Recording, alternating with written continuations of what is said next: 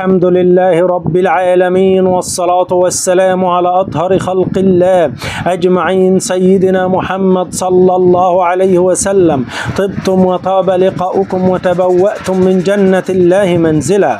إذا رأى الرجل أن هناك امرأة تلبس الثوب الأسود في المنام وكانت متزوجة، علامة على الهم والنكد والحزن الذي تعيش فيه هذه المرأة في حياتها الزوجية، والله عز وجل أعلى وأعلم. إذا رأى الشخص أن أمه تلبس الأسود، علامة أن هناك ضيق في معيشة هذه الأم كثيرة، والله عز وجل أعلى وأعلم. إذا رأى الشخص أن امرأة ميتة تلبس الثوب الأسود، علامة أن هناك أحد من أهلها سوف يموت الأيام القادمة، والله سبحانه وتعالى أعلى وأعلم.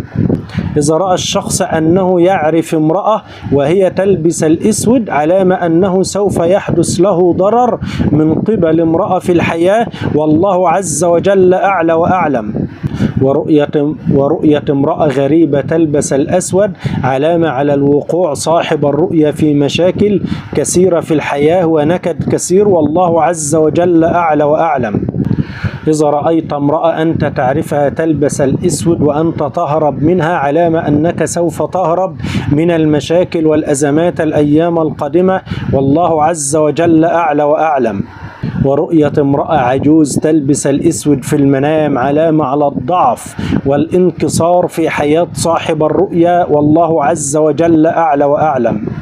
إذا رأى الشخص أن خالته تلبس الأسود في المنام، علامة على أزمات وأمور مشقة تحدث لصاحب الرؤيا الأيام القادمة، والله أعلى وأعلم.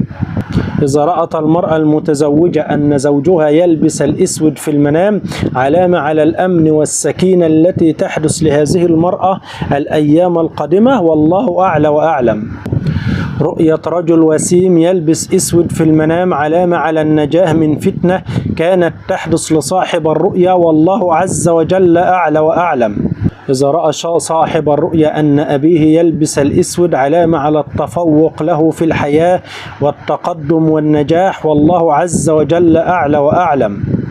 رؤية لبس الأسود للبنت العزباء، علامة على الكآبة والهم التي تحدث لهذه البنت الأيام القادمة، والله سبحانه وتعالى أعلى وأعلم. قال النبي صلى الله عليه وسلم: كلمتين حبيبتين إلى الرحمن، خفيفتين على اللسان، ثقيلتين في الميزان، سبحان الله العظيم، سبحان الله وبحمده. صحيح الإمام البخاري والإمام مسلم.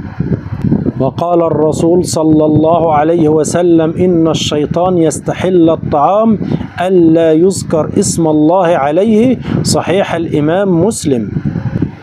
لعن رسول الله صلى الله عليه وسلم الرجل يلبس لبس المرأة، والمرأة تلبس لبس الرجل. صحيح الترغيب.